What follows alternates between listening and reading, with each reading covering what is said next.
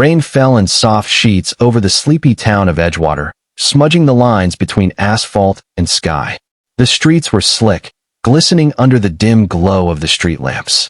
Talia Monroe stood barefoot under the creaking awning of the diner where she worked double shifts, the warmth of the kitchen long gone from her skin.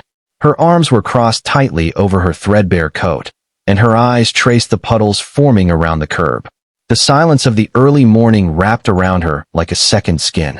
She had been alone for nearly 3 years now.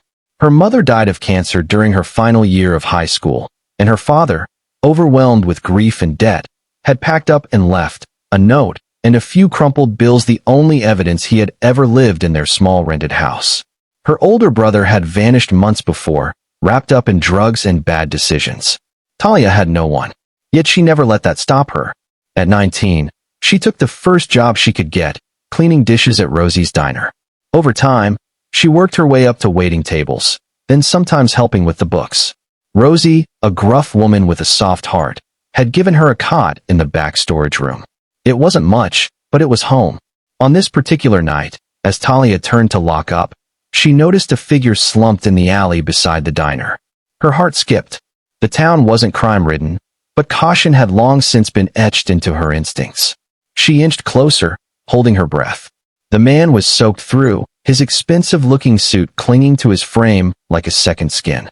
One of his shoes was missing, and his face was bruised, a cut running across his cheekbone.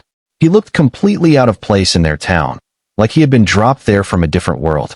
She crouched beside him, brushing his wet hair back. "Hey," she said softly. "Can you hear me?" His eyes fluttered open, startlingly blue against his pallid skin. "Help me," he whispered. Without hesitation, Talia hauled him to his feet, his arms slung over her shoulder. He was tall and heavy, but she managed to drag him into the diner, laying him on the old couch in the break room. She covered him with a wool blanket and lit the small space heater. She cleaned his wound with trembling hands, dabbing antiseptic from the first aid kit. As she worked, he winced and murmured something incoherent. She sat beside him and waited. When he finally stirred, it was almost dawn. "Where am I?" he croaked. "Safe," she said. "In the diner. I found you in the alley." He blinked at her, confused. "Who are you?" "I'm Talia." He tried to sit up and grimaced. "I shouldn't be here. I was running." "From what?" He hesitated. "People I thought I could trust." She nodded. That, at least, she understood. For the next few days, the man, who introduced himself as Ethan, rested at the diner.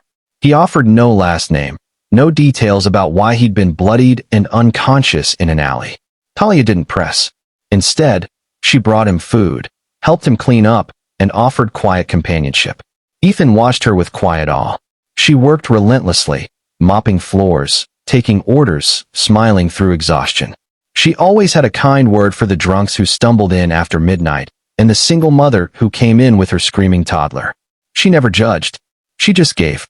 One night, Ethan spoke. "You don't ask questions." Talia shrugged. "I figure you'll tell me what you want when you're ready." "No one's ever said that to me before." She smiled gently. "You'd be surprised how rare kindness is, even in a place like this." A week turned into 2. By then, Ethan was helping wash dishes and fix creaky hinges. He joked that he'd become Rosie's handyman. Talia noticed the way he flinched at loud noises, how his eyes darted when sirens blared.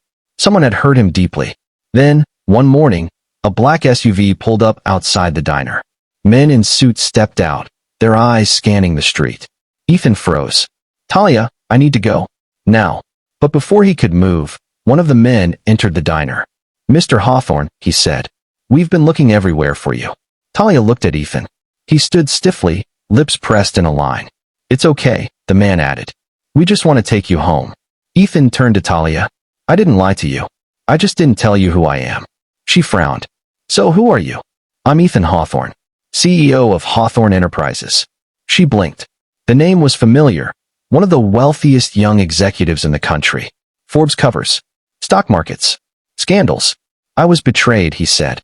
"My CFO tried to stage a hostile takeover. I barely escaped an attempt on my life.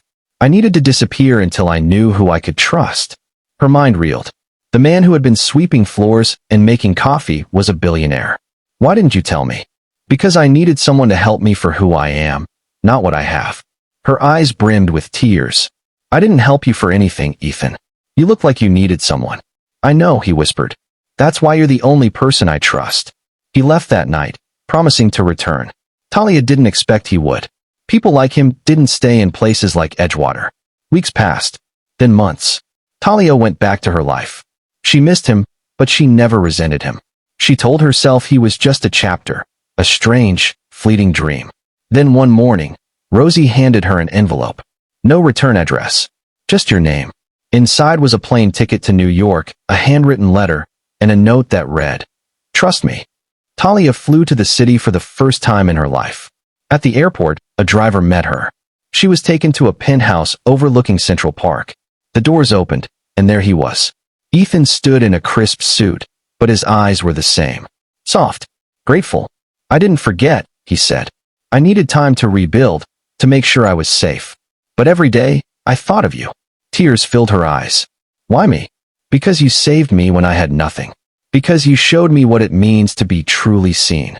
He knelt, not with a ring, but with a vow. I don't want you to be a part of my world. I want to build a new world with you. One where kindness rules, where your strength is honored, and where love comes first. She didn't answer right away. She walked to the window, looking out at the skyline. The city was vast and bright and terrifying. But then she turned to him, eyes shining. Yes, because sometimes the ones who have nothing to give end up giving the most. And sometimes the people we save are the ones who save us right back.